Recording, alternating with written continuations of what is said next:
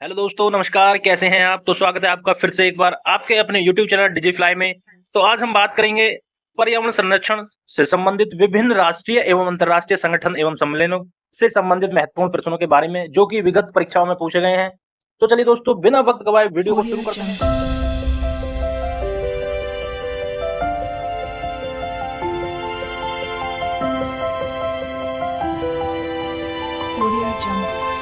पहला प्रश्न देखते हैं। पर्यावरणीय क्षरण का कारण नहीं है, सहज रहन सहन का प्रतिरूप पर्यावरणीय क्षरण का कारण नहीं है। ये आपका यूपीपीएससी 2022 में पूछा गया प्रश्न है दोस्तों। चलिए बढ़ते हैं अगले इंपोर्टेंट प्रश्न की तरफ। कार्बन क्रेडिट की अवधारणा उत्पन्न हुई है, किससे हुई है? तो ये क्योटो प्रोटोकॉल के अंतर्गत कार्बन क्रेडिट की अवधारणा उत्पन्न हुई है। ठीक है, बढ़ते हैं अगले प्रश्न की तरफ। भारत सरकार द्वारा पर्यावरण परिरक्षण अधिनियम पारित किया गया 1986 ईस्वी में। Very very important. चलिए देखते हैं अब सूची फर्स्ट को सूची सेकंड से सम्मिलित अधिनियमों के नाम और पारित वर्ष। जी हाँ, जितने भी महत्वपूर्ण अधिनियम है वो एक जगह ही दे दिए हैं। देखते हैं वन संरक्षण अधिनियम की यदि बात करें तो 1980 वन संरक्षण अधिनियम। बात करें पर्यावरण संरक्षण अधिनियम 1986। वायु प्रदूषण निवारण एवं नियंत्रण अधिनियम 1981। वायु अधिनियम वायु प्रदूषण निवारण एवं नियंत्रण अधिनियम कब? 1981। और जल प्रदूषण की यदि हम बात करें अधिनियम की तो 1974 ईस्वी में पारित हुआ है। ये पारित वर्ष है एक तरफ अधिनियम है, तो सबको इंपोर्टेंट अधिनियम है, सबको एक एक करके आप देख लेंगे। दोबारा से देखते हैं एक बार। वन संरक्षण अधिनियम की बात करें 1980। पर्यावरण संरक्षण अधिनियम 1986। वायु प्रदूषण निवारण एवं नियंत्रण अधिनियम 1981। जल प्रदूषण नियंत्रण अधिनियम 1974 हो जाएगा दोस्तों। तो जितने भी महत्वपूर्ण से महत्वपूर्ण प्रश्न है उन सभी प्रश्नों को कवर कर लिया है दोस्तों। और ये जो क्लास है आपकी क्लास 7 है, और एक और क्लास आएगी, और जितने भी महत्वपूर्ण पर्यावरण से संबंधित प्रश्न है उन सभी को हम इन रैपिड फायर के सीरीज के माध्यम से कवर कर लेंगे दोस्तों। तो यदि दोस्तों आप चैनल पर नए हैं तो प्लीज चैनल को सब्सक्राइब कर लें। वीडियो पसंद आए तो वीडियो को लाइक करें और अपने दोस्तों तक शेयर करना ना भूलें। बढ़ते हैं अगले प्रश्न की तरफ। केंद्रीय पर्यावरण वन एवं जलवायु परिवर्तन मंत्रालय भारत सरकार ने डॉल्फिन डे मनाने की घोषणा की है, जो मनाया जाएगा 5 अक्टूबर। तो बात करें यदि डॉल्फिन डे कब मनाया जाता है तो 5 अक्टूबर को ये मनाया जाता है डॉल्फिन डे। याद रखेंगे 5 अक्टूबर को डॉल्फिन डे मनाया जाता है। आगे बात करें अगले प्रश्न की। भारत सरकार द्वारा पर्यावरण संरक्षण अधिनियम पारित 1986, ऊपर पढ़ा है आपने।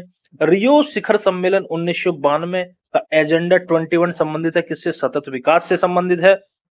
ये आप याद रखेंगे। जो रियो शिखर सम्मेलन है 1992 में हुआ, एजेंडा 21 जो संबंधित है सतत विकास से। अगले प्रश्न की तरफ बढ़ते हैं। भारत में पर्यावरण मंत्रालय स्थापित किया गया था 1985 में। पर्यावरण मंत्रालय स्थापित किया गया। भारत में पर्यावरण संरक्षण अधिनियम, फिर से देखो वही प्रश्न 1986। तो कहीं ना कहीं इंपोर्टेंट प्रश्न हो जाता है जो बार बार पूछा जा रहा है, इसे आप याद रखेंगे। अगले प्रश्न की तरफ बढ़ते हैं। चिपको आंदोलन संबंधित है किससे? पादप संरक्षण से चिपको आंदोलन संबंधित है। जी हाँ दोस्तों, जो पेड़ हैं उनसे लोग चिपक गए थे ताकि उन्हें पेड़ों को काटे ना, तो ये पादप संरक्षण, पेड़ पौधों का संरक्षण किया था लोगों ने, ये संबंधित है पादप संरक्षण से चिपको आंदोलन। बात करें राष्ट्रीय पर्यावरण अभियांत्रिकी शोध संस्थान, जिसको नेरी शॉर्ट फॉर्म बोलते हैं, नेरी अवस्थित है नागपुर में। Very very important. चलिए बढ़ते हैं अगले प्रश्न की तरफ।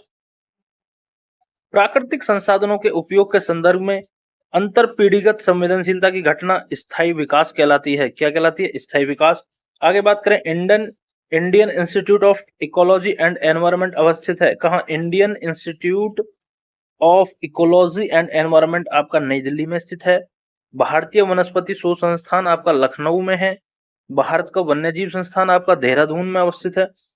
इंपोर्टेंट प्रश्न है दोस्तों तीनों, याद रखेंगे। नेरी कहाँ है? नागपुर में। बात करें Indian institute of ecology and environment नई दिल्ली में। वनस्पति शोध संस्थान कहाँ है? लखनऊ में। और वन्य जीव संस्थान कहाँ है आपका?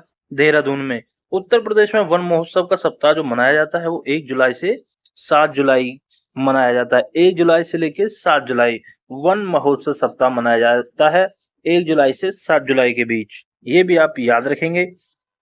चलिए जल संरक्षण, वाटर कंजर्वेशन से संबंधित कुछ चीजें देखते हैं। सूची फर्स्ट, सूची सेकंड। एक तरफ आर्द्र भूमि है, एक तरफ राज्य है। बात करें टम्बाओ आर्द्र भूमि, ये सिक्किम में है, सिक्किम राज्य में।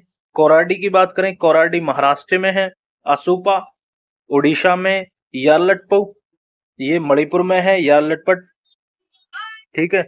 आगे देखते हैं झील और उससे संबंधित स्थान, जैसे सौंध झील ये आपका मैनपुरी में है। सेखा झील अलीगढ़ में है।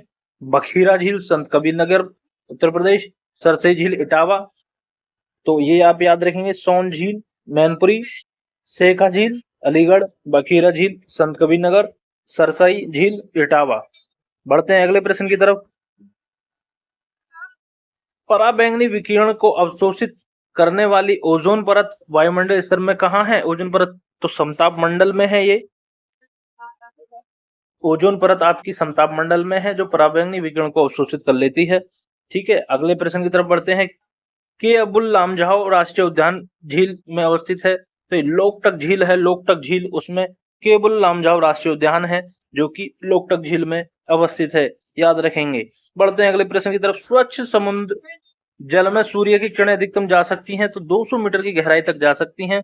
जो स्वच्छ समुद्री जल है उसमें सूर्य की किरणें अधिकतम 200 मीटर की गहराई तक जा सकती हैं, याद रखेंगे आप। वेरी वेरी इंपोर्टेंट है। 200 मीटर गहराई तक जो सूर्य का प्रकाश है, सूर्य की जो किरणें हैं, तो स्वच्छ यदि समुद्री जल है तो उसमें अधिकतम 200 मीटर तक जा सकती हैं। बात करें जैविक मरुस्थल किसे कहते हैं, तो दामोदर नदी को जैविक मरुस्थल कहते हैं। दामोदर नदी को जैविक मरुस्थल कहते हैं, दामोदर नदी को। तो दोस्तों आज की वीडियो में बस इतना ही। वीडियो पसंद आई हो तो वीडियो को लाइक करें, शेयर करें अपने दोस्तों तक। दोस्तों मिलते हैं ऐसी नई जानकारी के साथ अब अगली वीडियो में। तब तक के लिए जय हिंद, जय भारत। दोस्तों चैनल पर नए हैं तो प्लीज चैनल को सब्सक्राइब करें। वीडियो पसंद आई हो तो वीडियो को लाइक करें, शेयर करें, ताकि हम ऐसी आप तक नई नई वीडियोस लाते रहें। मिलते हैं अगले वीडियो में। जय हिंद, जय भारत।